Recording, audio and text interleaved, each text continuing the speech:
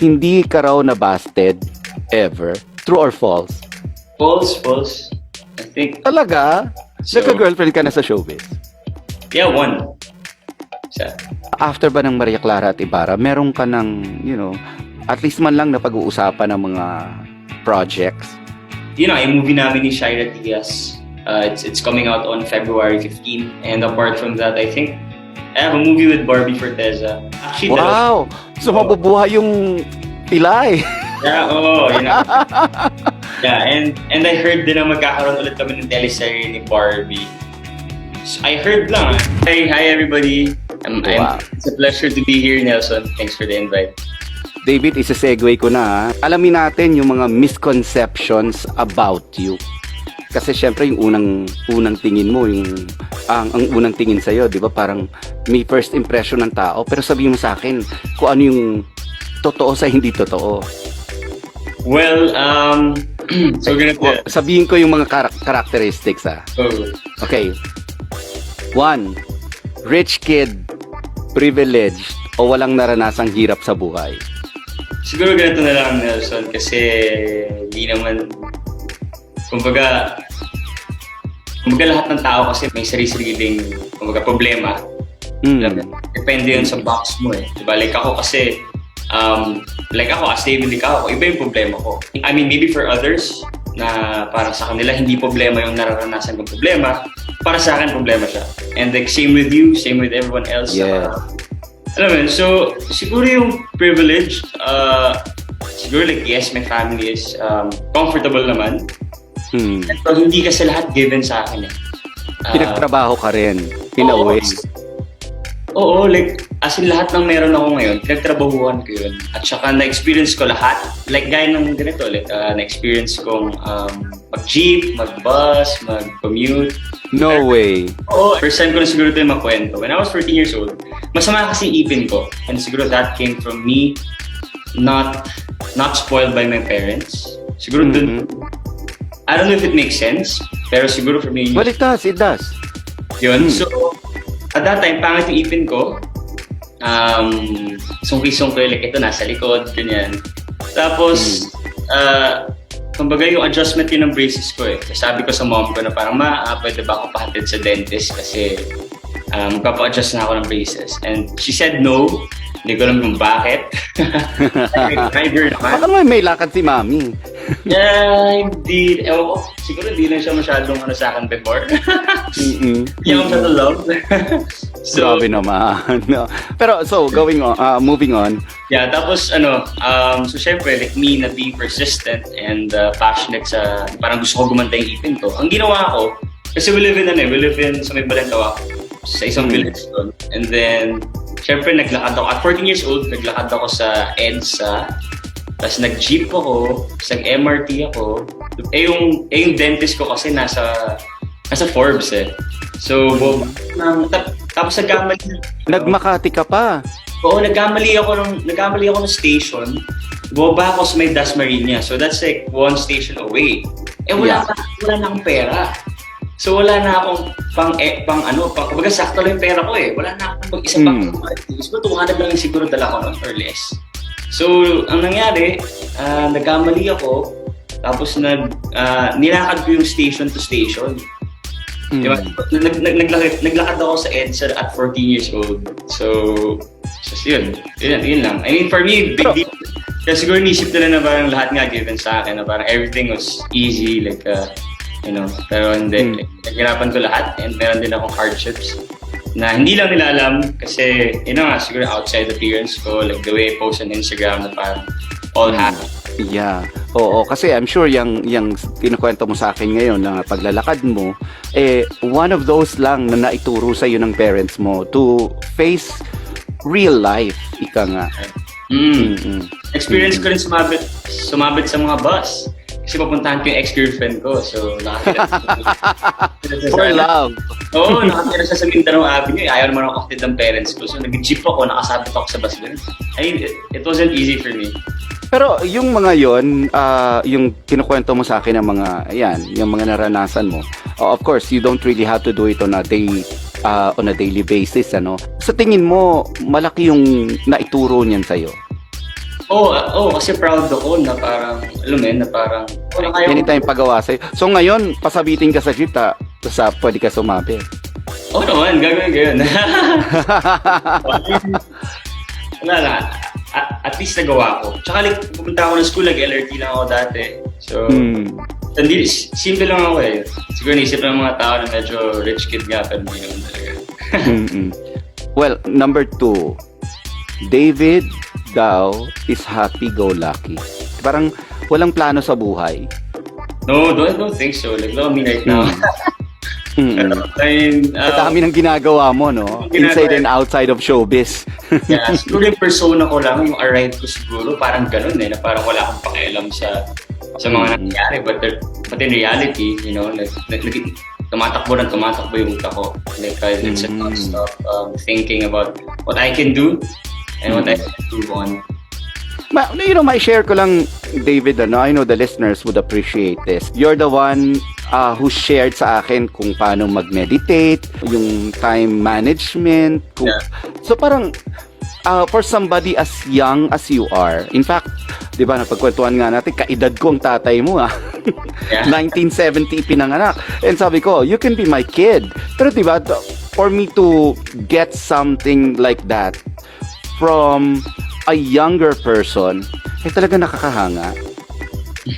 Na, of course, you did not learn that overnight, pero yung over the course of time na ang dami-dami mong, plano sa buhay, ang dami-dami mong iniisip, and of course, sa prodding ng parents mo. Nangyari lang to when I'm all for self-improvement was during the start of the pandemic.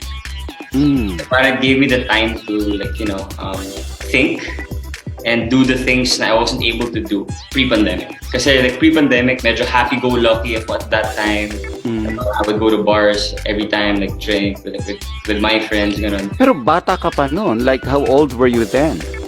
24. I was 24 noong 2019. Right off college, no? Yeah, oo. Parang sort of. Kasi I believe ang mga millennials ngayon, di ba, parang meron silang tinatawag na gap year. Yeah, oo. So parang give you Which the I time. don't understand. Kasi yung gap year, yung pagkatapos mong graduate, may isang year or 2 years na hindi ka magtatrabaho. Para magpapahinga ka muna bago ka magtrabaho. Hindi. Well, oo. Okay lang yan. Okay lang yan. Tagal natin. Oo, ginawa ko yun. Pero nanay ko kasi, ang ginawa sa akin, hindi na ako pinadala ng pera kasi my mom is in the US. So, parang cold turkey. Hindi na ako pinadala ng pera. Basta sinabi niya sa akin, kung gusto mong bayaran yung bill mo sa ilaw, magtrabaho ka. Okay. Graduate ka na, magtrabaho ka. So, ayun.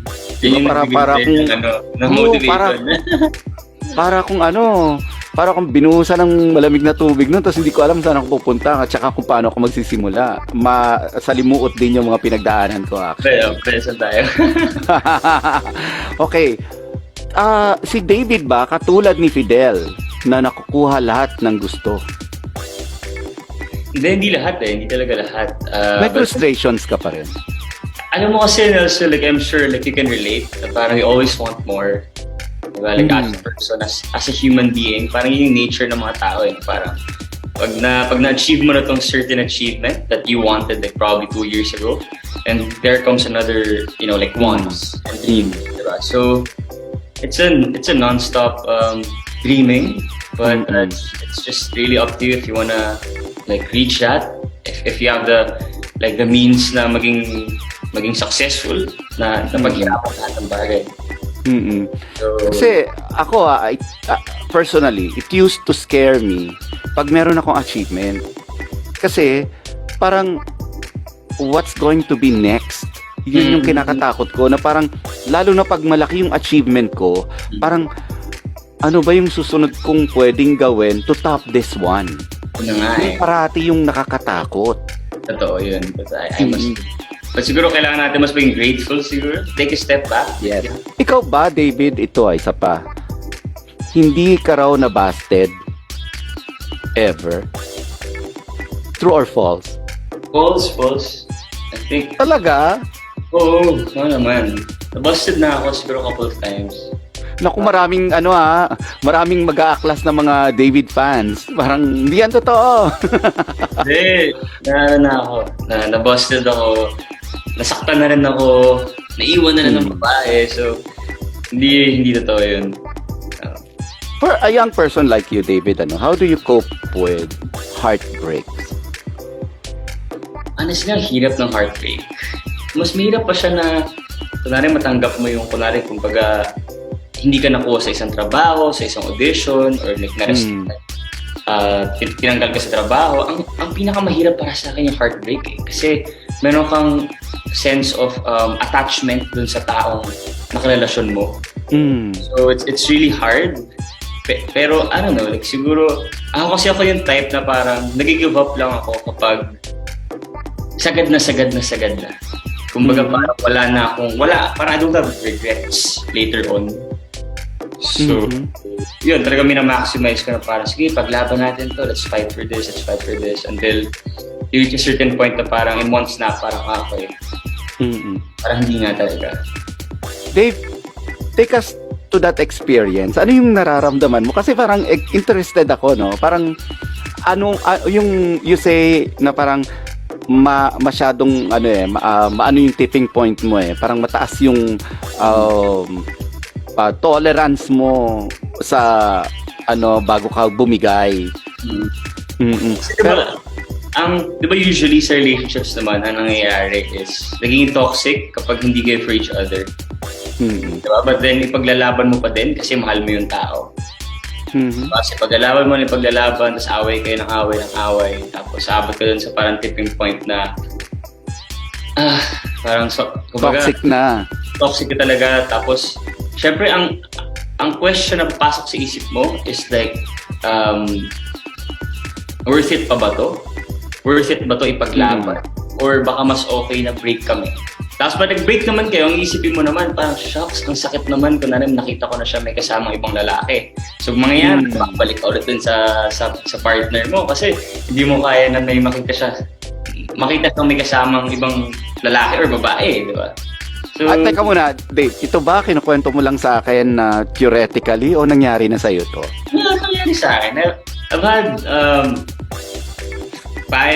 five exes na eh. So, wow. Wow, marami-rami Oo, marami. Grabe si Fidel Oo. Pero for some reason, kapag nagmamahal ka, pare-parehas pa rin eh. Kumbaga, at like, meron ng certain things na parang matutunan mo from your past. Pero pag nandun ka na umabot ka na sa point na mahal mo yung tao, hindi mo talaga siya, I mean, you can't drift away from that, like, na shocks, parang hindi ko kaya na wala siya, like, paglalaban ko to, mga ganyan. But then, siguro abot na lang sa point na you have to think logically for yourself because at the end of the day, sarili mo pa rin yung pinaka-importante. Well, that's true. David, ikaw ba pag nakipagrelasyon ka, talagang seryosohan? So, or meron ka ring mga relationships na, parang, ano lang to parang, let's keep it light, ganon. Siguro nag-keep it light lang ako kapag kagaling ko lang sa relasyon. Diba? Hindi maganda na like to jump from a relationship to another relationship right away kasi na-in love ka na rin doon sa mga keep it light relationship. Oo naman, syempre kapag kumbaga nakita mo sa kanya yung wala dun sa previous mo. So, yung mga, yung mga keep it light, di ba ito yung mga rebound? Yung mga rebound na tinatawag diba? So, ayun, but like, I don't know. I mean, tinatry ko na tawag magkaroon ng rebound kasi syempre, hindi naman din unfair para dun sa babae. That's true. Wow. Talagang, mature ang mga approach mo ngayon Pero ito, sagutin mo to, David. Si David ba ay mayabang or suplado in person? Honestly, I get that a lot na mayabang daw ako. Bakit no? Bakit? Look ko kasi, parang nakasimangot ako palagi. And the reason yan kung bakit. Kasi may sleep apnea kasi ako. So, sleep apnea is basically my breathing stops for about 24 seconds straight, 3 times in an hour. So, sa umaga, sobrang bad mood ako. Like, parang, So you're not a morning person. well, siguro like feelings-wise, I'm not a morning person. But then, since I have so many things to do in my life, like I try my best to be productive during the day. Pero, yun nga, going back to your question, nagiging ganun lang ako just because, siguro number one, because of my sleep apnea. Like, kasi pag nag-sleep apnea, kasi nabawangot ko all night eh. Oh. So parang ako kailangan ko pang mag-workout para mag-good mood ako. Pero hindi pa rin, kumbaga, in top shape yung utak ko. So marami akong ginagawa for me to be in this certain zen mode na parang for me to be focused and like maging mabait sa mga tao. Kasi wala, it's something na it's actually my insecurity as a person. I feel like I'm not at my best all the time and people judge me na mayabang, masungit, but in reality, I'm also experiencing something. I have this sickness na I want to get over with. So I need to go through an operation. So ganun pala siya kagrabe. Yeah, malala siya. As in, like, okay. I don't want to go into the details of it kasi I know it's going to be very technical. Pero hindi ko alam, may ganyan ka pala ha. Now, it makes sense kasi sa lahat na naging interview ko sa'yo in the past 5 years, parati tayo nagkikita in the afternoon or paggabi na. Medyo okay na ako nun eh. Pero umaga, But never in the morning. never in the morning talaga. Like, syempre sa set, sa taping, parang I mean, as we all know naman, showbiz is like, it's an industry that you have to say hi and be nice to everybody. Yeah, you have to be nice to everyone. Well, as in every industry naman, no? Every Parang, industry naman. But then siguro it's extra special if you're a celebrity. Kasi parang, you know, like you tend to be judged right away. yeah. So, yun eh. So, but then,